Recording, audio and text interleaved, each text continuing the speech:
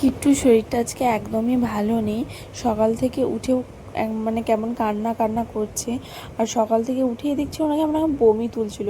প্রথমে তো বুঝতে পারিনি যে এটা ও কেন করছে, তো ভেবেছিলাম যে এমনি এমনি হয়তো। তারপরে কিছুক্ষণ পরে দেখছি ওর গাটা না খুব গরম। তারপরে আমি থার্মোমিটার দিয়ে যখন চেক করলাম দেখলাম 101 জ্বর। তারপরে কিছুক্ষণ পরে আবার যখন চেক করলাম দেখলাম 102 জ্বর, জ্বরটা বাড়ছিল।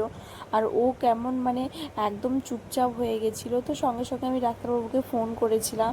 তো উনি আমাকে সন্ধ্যাবেলা টাইম দিয়েছিলেন 7:30টার সময় আসার জন্য। আর এখন আমি পৌঁছেও গেছি।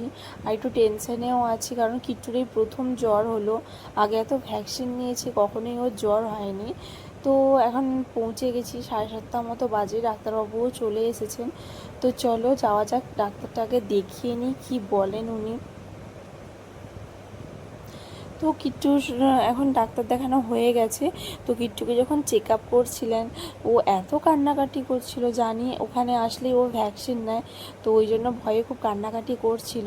তাই জন্য ওকে আমি ওর সঙ্গে একটু কথা বলছিলাম, ওকে একটু ঘোরাচ্ছিলাম যাতে ও চুপ হয়ে যায়। তো চুপ হয়ে গেছিলো।